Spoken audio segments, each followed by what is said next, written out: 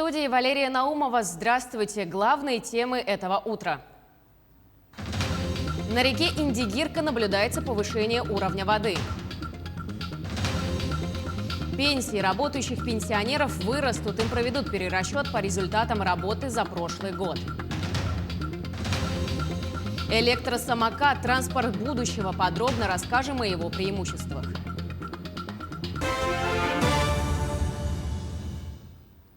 В Якутии планируют к середине августа стабилизировать ситуацию с лесными пожарами. Об этом сообщил глава региона Айсен Николаев на совещании по ликвидации последствий чрезвычайных ситуаций на Дальнем Востоке. При этом глава Якутии отметил, что в районах республики в круглосуточном режиме работают оперативные штабы. В целом в регионе на данный момент потушили гораздо больше пожаров, чем за весь сезон прошлого года. У нас первая декада августа будет достаточно сухой. Значит, мы продолжаем действовать в режиме чрезвычайной ситуации. Задача второго этапа борьбы – это локализация крупных пожаров в центральной и западной Якутии, чтобы к 15 августа полностью стабилизировать ситуацию по природным пожарам.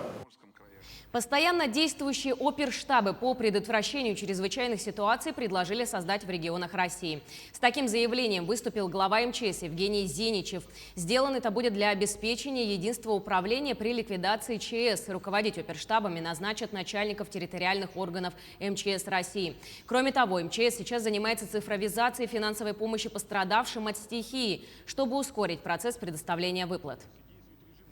Тем временем для недопущения потенциальной угрозы от природных пожаров в село Бяськуэль Горного района Якутии направлены спасатели регионального управления МЧС России.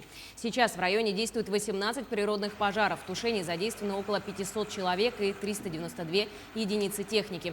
Привлечены органами управления Якутской территориальной подсистемы РСЧС.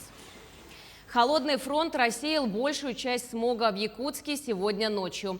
Как уточнил заместитель министра экологии Сергей Сивцев, накануне в Якутск пришел дым от лесных пожаров в Горном, Намском и Кобяйском районах. Уже вечером ветер поменял направление. В Горном, а также Намском и Кобяйском районах продолжились работы по тушению и отжигу. Под утро направление ветра изменилось, и Якутск освободился от большей части дыма. Между тем, на реке Индигирка гидропоста Усть-Мома наблюдается повышение уровня воды, сообщается на сайте Якутского гидрометцентра.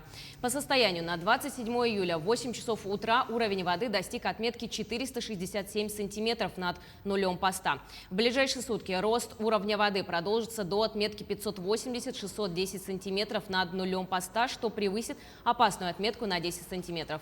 Ожидается выход воды на пойму и подтопление пониженных участков населенного пункта. А вот на китайскую провинцию Ганьсу в воскресенье обрушилась песчаная буря. Это природное явление удалось снять с разных ракурсов благодаря камерам видеонаблюдения. Подробнее расскажет Анастасия Дмитриева. Песчаная буря высотой до 100 метров в воскресенье охватила северо-западные города Китая. Впечатляющие кадры, опубликованные китайской государственной телекомпанией CCTV, показали гигантские облака пыли, окутывающие древний город Дуньхуан и казахский автономный округ Аксай, который расположен на окраине пустыни Гоби. Из-за поднявшегося песка небо стало желтым. Видимость на дорогах была нулевая. Полиция вела усиленный контроль за движением на трассах и приказала водителям съезжать со скоростных автомагистралей. Жители сообщали о проблемах с дыханием. Мы переходим к брифингу оперштаба по лесным пожарам в Якутии. Узнаем о текущей обстановке на сегодняшний день. Предлагаем послушать. Добрый день. На сегодняшний день на территории республики действует 126 пожаров на общей площади 1 миллион 360 тысяч га. Работа проводится на 48 природных пожарах на общей площади 518 тысяч га. Всего работает группировка местного населения и авиационной техники, людей. Это составляет 1811 человек, техники 249 единиц. За прошедшие сутки локализовано 12 лесных пожаров на общей площади более 76 тысяч га. ликвидировано 11 пожаров на общей площади 55 тысяч га. За прошедшие сутки обнаружено 2 природных пожара на общей площади 90 га. Авиация Министерства обороны активно продолжает работу по тушению пожаров в Нюрбинском, Верхневилюйском районах, в Ленском, Алекминском, Хангаласском и в районе городского округа Якутск, это в Усть-Алданском районе. В рамках межведомственного маневрирования для тушения природных пожаров на территории республики проводится поэтапное увеличение этой группировки сил и средств. Всего привлечено 634 человек федерального резерва, 576 прибывших на территории республики из других регионов. В настоящее время на особом контроле находятся природные пожары в районе 4 населенных пунктов. Это в горном районе у поселков Эрт и Кюрелях, также это Кобяйского района в поселка Сити и Верхневилюйского района в поселке Такаракы. В целом ситуация находится под контролем. Спасибо.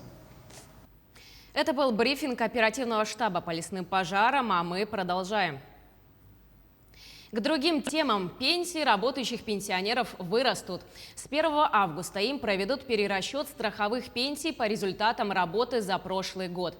Повышение пенсии получит порядка 10 миллионов человек. Для того, чтобы получить небольшую надбавку, работающему пенсионеру необходимо работать официально и получать официальную зарплату, с которой работодатель уплачивает взносы в пенсионный фонд. При этом перерасчет произойдет, исходя из той суммы страховых взносов, которые за своего работника перечислил работодатель. Билеты в плацкартные вагоны поездов дальнего следования на август и сентябрь будут продавать со скидкой в 30%, но только на определенные места. В частности, скидка предоставляется при оформлении билетов на верхние боковушки с 38 по 54 место. Билеты по акции продаются до 29 июля. Скидка не действует при продаже билетов организованным группам пассажиров и организованным группам детей, а также по детскому тарифу. В теплые летние дни жители и гости Якутска стремятся организовать свой отдых у водоемов. Для обеспечения безопасности отдыхающих на несанкционированных пляжах сотрудники ГИМС провели профилактические беседы. Участие в рейде приняли и наш корреспондент Власий Сергеев. С возвращением теплой погоды пляжи Якутска и пригорода заполняются отдыхающими. В погоне за желанием освежиться в воде некоторые люди забывают о том, что купание в необорудованных для этого местах может таить опасность для жизни и здоровья. На тех же несанкционированных местах вы не можете досконально смотреть ту водную стихию, на которой вы находитесь. Это берег, его урез воды. Это может быть как очень сильный урез воды, имеется в виду с глубины сразу с полуметра, может быть и 5, и 6 метров. Практика показала, что в самых трагических ситуациях попадают не только дети или люди в состоянии алкогольного опьянения. Бывают очень крепкие, как мужчины, так и женщины. Есть даже пловцы, которые хорошо умеют плавать, даже они попадали в такие ситуации, когда мы уже ничем не могли помочь. Для профилактики несчастных случаев на воде сотрудники Государственной инспекции по маломерным судам провели рейд на пляже 203-го микрорайона. Несмотря на то, что в пару сотнях метрах имеется оборудованное место для купания, этот водоем всегда полон людей. В ходе профилактической беседы инспекторы раздали отдыхающим памятки по безопасному поведению на воде и напомнили о преимуществах официальных пляжей. На городском пляже, который у нас официально открытый, это образец пляжа, который, в принципе, и может существовать в любом водном объекте. Его можно сделать и везде. Это спасательный инвентарь, это аварийно-спасательные посты, на которые дежурят спасатели специальные, которые имеют сертификаты по спасению, которые могут оказать врачебную помощь. Также есть аварийно-спасательное судно, которое может быть доплыть до любого пловца, который ушел за границы, допустим, Буйков. Также дежурит скорая помощь, есть на входе охрана, которая делает досмотр граждан, посещая этот пляж. Участие в рейде принимали и сотрудники инспекции по делам несовершеннолетних, ведь на пляжах нередко можно заметить несовершеннолетних детей, купающихся без присмотра. Ну, тут если ребенок плавает один, и он никакое административное правонарушение не совершил, то есть он не курит, не пьет, то, конечно, на родителей не составляется протокол. Просто мы передаем родителей, берем с них расписку. А если это один и тот же ребенок выявляется дважды, трижды, то тогда уже на родителей составляется протокол.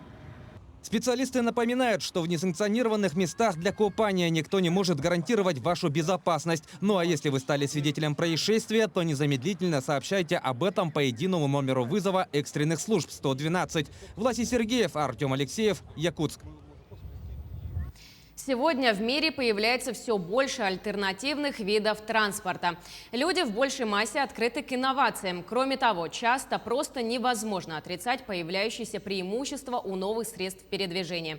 Особое внимание стоит обратить на электросамокат. О транспорте будущего более подробно в материале Надежды Саханской.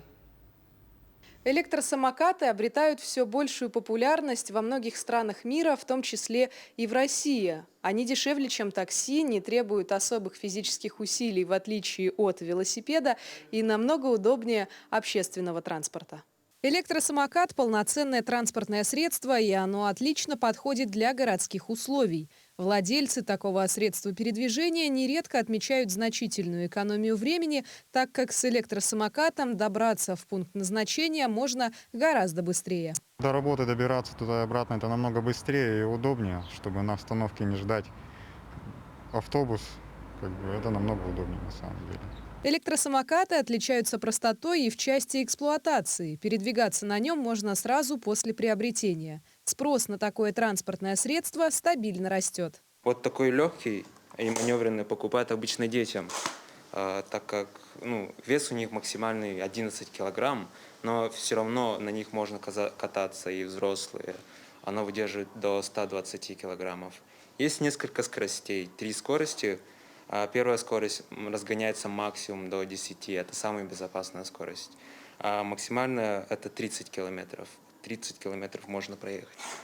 На одном заряде без подзарядки катаются, если без остановки 2-3 часа, это где-то 30 километров. Видео аварий страшнее фильмов ужасов. Водители электросамокатов потеряны в правовом поле, пока они находятся в одной категории с пешеходами, несмотря на скорость почти как у автомобилей. Поэтому их и планируют причислить к транспортным средствам. А пока неудобства доставляются и пешеходам, и водителям. Сотрудники госавтоинспекции рекомендуют вставать за руль электросамоката только с 16 лет.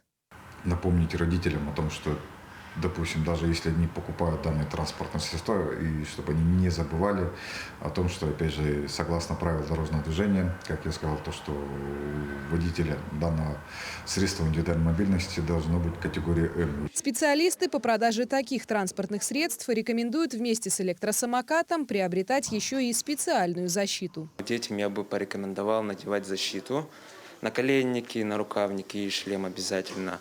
Тем временем пешеходы на колесах сетуют на отсутствие специализированных дорожек для передвижения. Состояние тротуаров и дорог, конечно, оставляет желать лучше.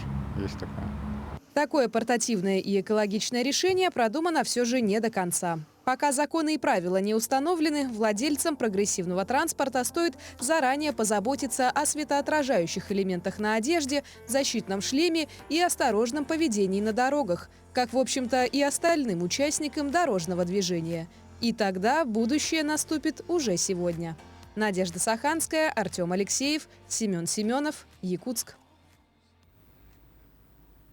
Большинство спортивных секций для детей предложили сделать бесплатными в России.